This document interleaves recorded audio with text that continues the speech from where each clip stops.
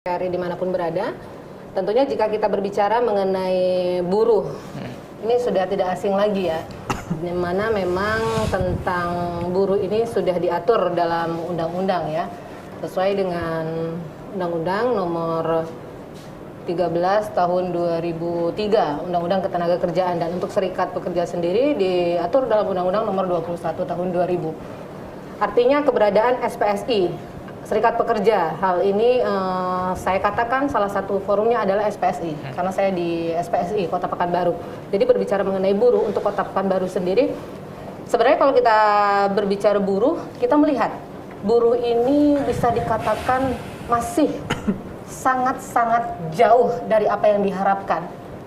Di mana sebenarnya menjadi aturan dalam organisasi ataupun dalam serikat pekerja ini tujuannya adalah mensejahterakan buruh beserta keluarganya, itu aturan dalam undang-undangnya.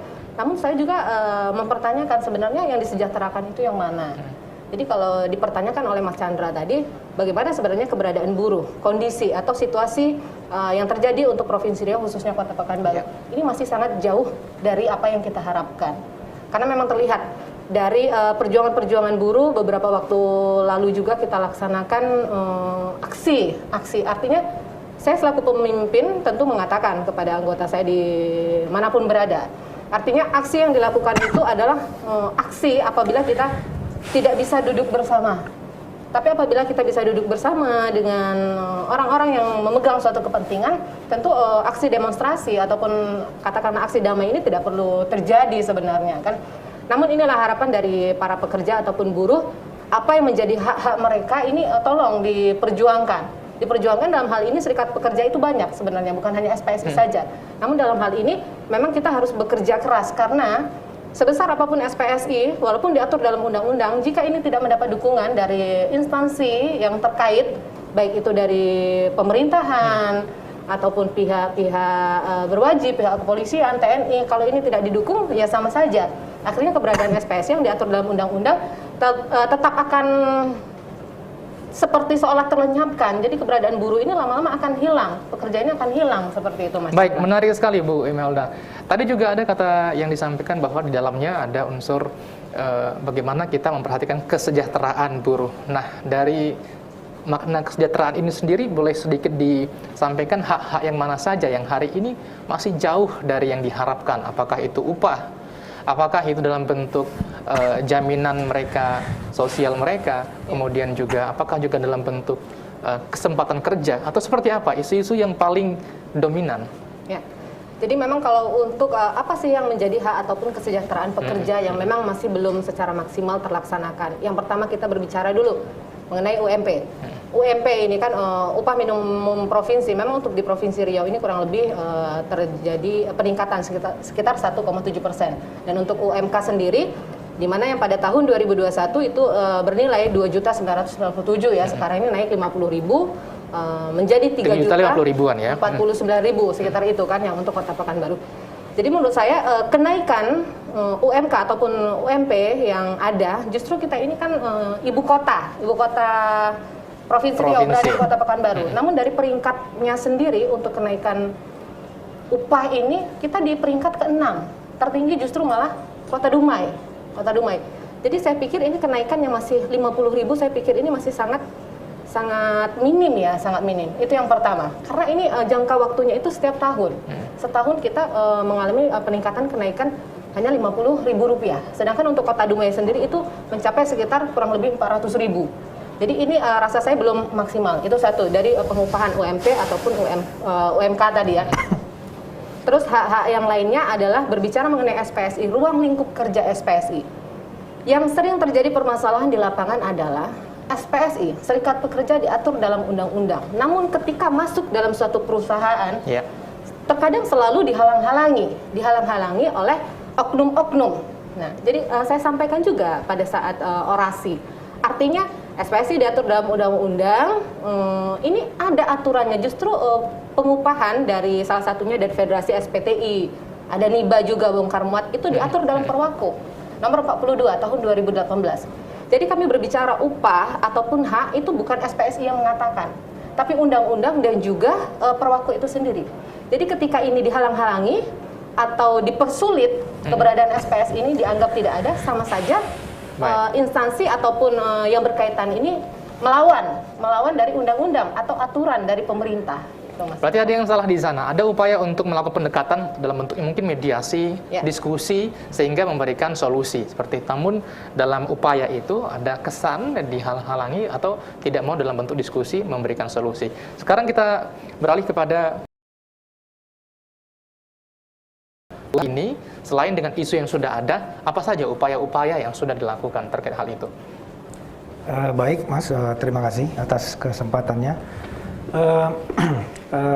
Terkait dengan permasalahan buruh yang ada saat ini, memang yang jadi gejolak secara nasional itu memang di isu pengupahan terkait dengan kenaikan upah minimum baik provinsi maupun upah minimum kabupaten kota menjadi isu sentral yang menjadi harapan bagi semua pekerja buruh itu untuk menjadi perhatian bagi pemerintah dalam rangka meningkatkan kesejahteraan pekerja dan buruh, termasuk juga keluarganya seperti disampaikan oleh Bu Imelda tadi.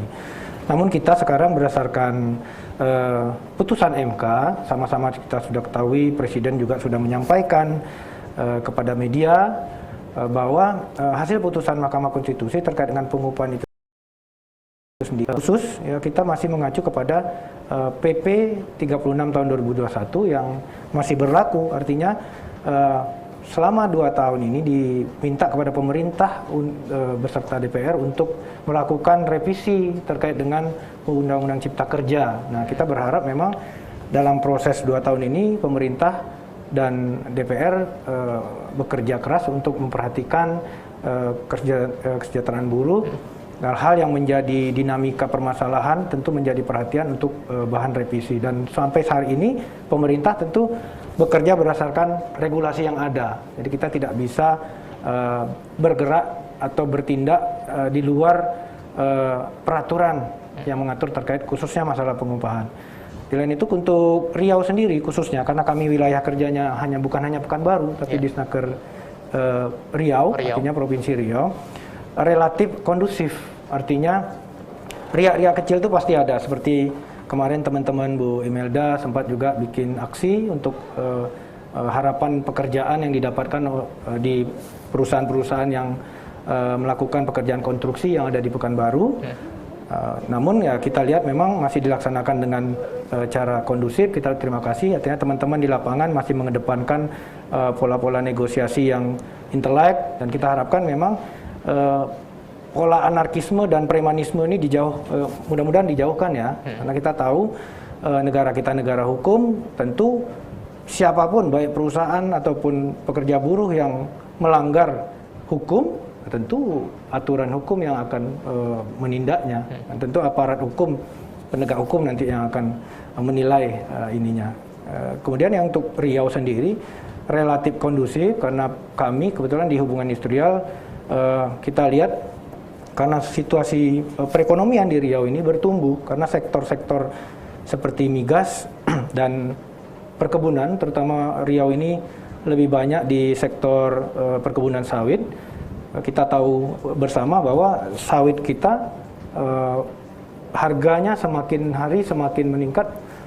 Kita berharap memang buruh juga dapat memperoleh manfaat kesejahteraan dari situ. Salah satu komoditi unggulan ya di Riau. Artinya dari sisi hubungan industrial, kawan-kawan pekerja dan buruh ini kasus yang sampai kepada kami itu dalam bentuk pemutusan hubungan kerja itu relatif kecil, dan kita lihat memang pekerja buruh sudah mulai dewasa dan memahami aturan regulasi yang ada, sehingga memang bukannya buruh, pengusaha juga dalam hal ini komit, artinya kemitraan yang dijalin dengan pekerja dan buruh merupakan salah aset yang saling menguntungkan kedua belah pihak. Saya rasa mungkin Riau bisa jadi contoh buat provinsi lain dalam hal hubungan industrial. Baik, terima kasih Bang David. Dan juga saya juga ingin bertanya kepada Bang Heri Talen ini sebagai Datsatgas SPTI SPSI Kota Madia Kota Pekanbaru, mungkin lebih kepada ini tupoksinya seperti apa atau perannya, dan juga tugas kerjanya seperti apa nih? Ya, terima kasih Pak Chandra. Kami selaku Satgas SPTI, SPSI yang dipercayai oleh kedua PC tersebut, akan menjaga ketat, akan mengikuti peraturan Perko pengupahan apabila anggota kami yang melenceng meminta pengupahan kepada pengusaha atau kepada yang pembayar upah, kami akan memanggil mereka dan membawa mereka tuh ke tempat PUK-PUK tersebut, pimpinan mereka. Jadi kami akan arahkan mereka, akan kami beri sanksi. Jadi begitu juga kami membantu juga suatu aparat, jangan terjadi perbuatan anggota kami di lapangan bisa-bisa melenceng. Maklumlah Pak Chandra, anggota sekian ribu dengan satgas yang sungguh sangat minim.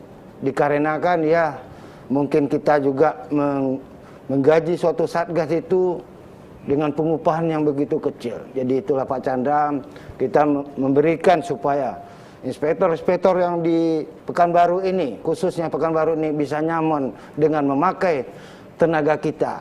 Maklumlah kita nih bermitra kepada perusahaan tuh. Kita tidak mau perusahaan tuh kecewa dengan pemakaian pekerja kita. Jadi demikianlah Pak. Jadi memang tadi segaris dengan apa yang disampaikan oleh Bang Devi. Jadi dua hal ini, dua unsur ini saling sebenarnya memenuhi.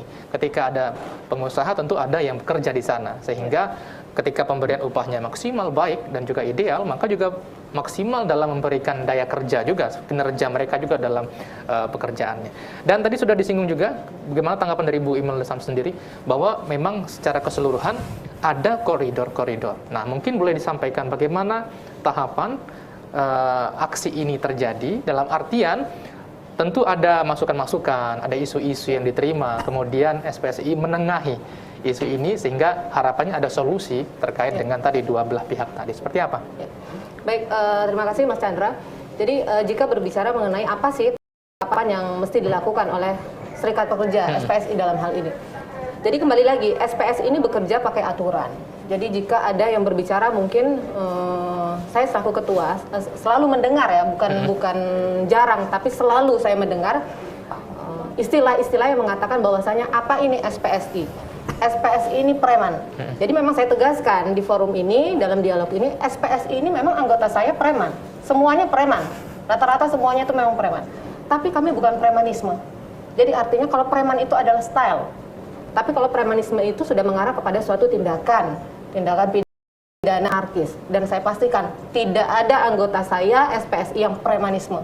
Kalau style mereka seperti preman, itu memang style, tidak bisa saya rubah kan. Artinya kenapa saya bisa bicara seperti itu, SPSI bersih? Karena memang saya ingin membersihkan SPSI ini. Jika di lapangan terbukti terjadi ataupun ada anggota-anggota saya yang premanisme, saya akan tertibkan ini. Saya akan berikan sanksi ini. Karena apa? Kita dengan perusahaan itu adalah mitra. Nah, seperti yang disampaikan oleh Pak Heri Talen tadi, jadi kita bermitra dengan perusahaan, semestinya perusahaan ini senyum memandang kita. Janganlah, tidak perlu lagi di perusahaan itu kalau memang mau pengamanan itu kan ada security mungkin yang disiapkan. Jadi keberadaan kami ini janganlah ditakuti. Kami meminta kerja, kami meminta hak kami sesuai dengan Perwaklu. Jadi kami jangan dihindari, apalagi sampai menyatakan bahwasanya SPSI itu tidak ada. Jadi karena kami tidak diterima dengan baik oleh perusahaan-perusahaan, ini hanya sebagai salah satu contoh perusahaan. Tapi rata-rata saya pastikan di Kota Pekanbaru hampir keseluruhan perusahaan-perusahaan ataupun proyek-proyek besar itu menolak keberadaan SPSI. Baik, kita tahan sampai di sana. Kenapa demikian dan apa solusi yang terbaik bisa kita dapatkan? Tentunya kami akan kembali setelah yang satu ini. Tetaplah bersama kami.